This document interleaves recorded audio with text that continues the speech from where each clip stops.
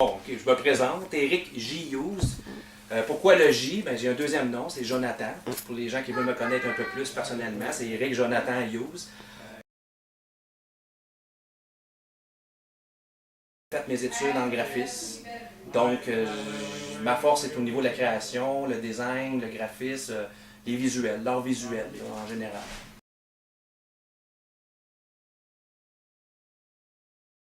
J'ai ce besoin-là d'exprimer avec ce que je suis à l'aise d'utiliser, les couleurs, les formes, les outils, d'exprimer ce que je ressens tous les jours, ce que j'ai analysé, qu'est-ce que j'ai observé, ne serait-ce que pour dénoncer secrètement des choses.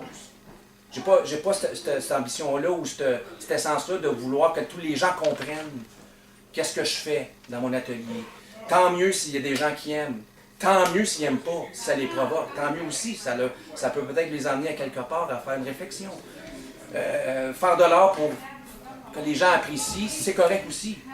Mais je pense pas qu'il faut essayer de faire une pièce d'art absolument qu'elle soit belle pour intéresser une masse de personnes X ou pour vendre. Je pense, moi, que prime abord, il faut faire une pièce d'art parce qu'on a envie de le faire.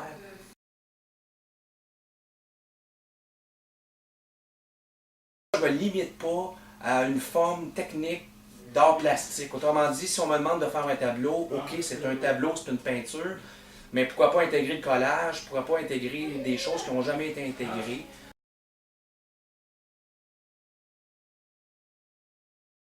On parle de collage, on parle de couteaux, exactement, des différents types de couteaux. L'empâtement, j'utilise du modeling paste qu'on appelle, là, c'est une poudre de marbre mélangée, ça fait un peu comme l'effet du plâtre, fait qu'on va chercher du relief un petit peu avec ça.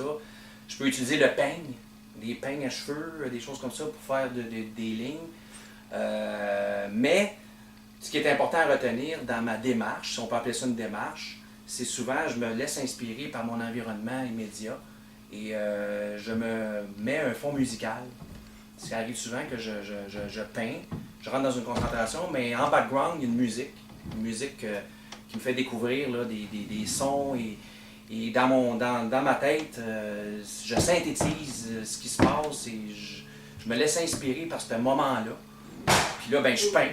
Puis quand je peins, ben, on retrouve des fois le rythme. Le rythme qu'on entend dans la musique, on peut je le catalyse puis on peut le voir sur toi.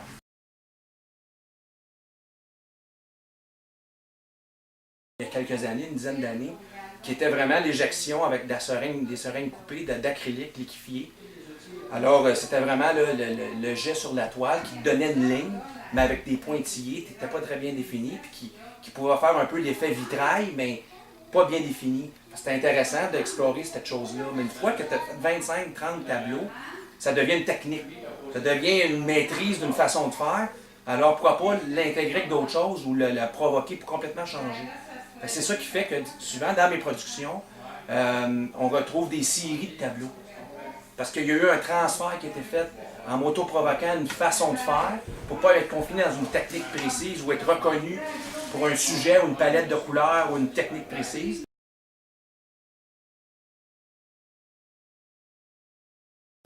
Si moi, je consiste avec mes œuvres en tant qu'artiste de faire rêver des gens ou les faire émerveiller ou les faire se poser des questions, the job is done. C'est vraiment la job est faite. C'est que les gens, je leur apporte quelque chose, ne serait-ce que quelques minutes dans leur vie, qui ont vu des tableaux, wow, il y a de l'énergie là-dedans, comment il a fait ça, tout ça. Tant mieux, mais ce que ça leur apporte à eux, c'est à eux, selon leur vécu, qui vont en trouver une réponse. Là. Il y en a qui ne trouveront pas de réponse parce que leur esprit est plus rationnel. Il y en a d'autres qui vont dire, regarde, il y a un mystère dans ces tableaux-là que j'aimerais aller plus loin, alors ça va les pousser plus loin, à faire des recherches plus loin. Et ça, c'est l'effet miroir. Quelqu'un qui est plus curieux, ben, il va se questionner sur lui-même. Curieux sur quelque chose, on se questionne sur soi-même. Qu'est-ce que ça m'apporte? Alors, on avance dans la vie.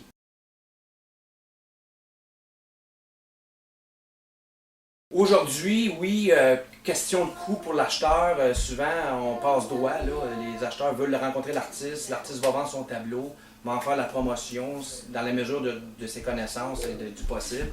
Mais il y a tellement d'outils à développer, les sites internet, vous avez le visuel alentour de ça, l'habillage de l'œuvre, l'encadrement, la façon de livrer, vous avez beaucoup de possibilités. Et je pense qu'un artiste ne peut pas tout faire, personnellement. Pour l'avoir essayé, testé, éprouvé, tout le kit, là, pour avoir été un homme d'affaires, là, je l'ai fait le test d'essayer de s'auto-promouvoir. Oui, jusqu'à une certaine limite, on peut le faire si on a un certain talent ou des connaissances.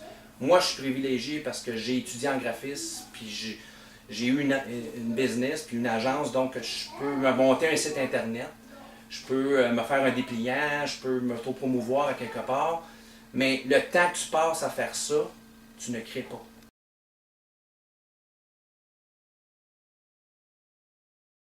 Allez plus loin, allez voir pourquoi l'artiste a fait ça.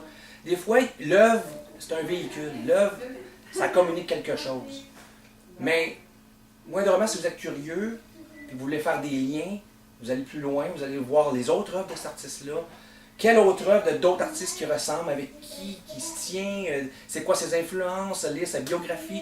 Tu sais, il y a un être en arrière de l'œuvre, il y a un être créateur en arrière de l'œuvre. Je pense que l'humain est très important. Je pense qu'on laisse une trace de passage dans la vie. Mais autant que l'artiste est important pour faire créer une œuvre, autant que les gens qui je pourrais dire, mangent l'œuvre ou consomment l'œuvre, très important.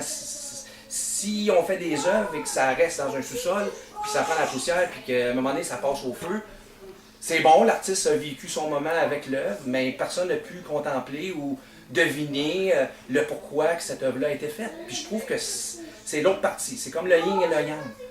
Tu sais, je veux dire, c'est l'évolution.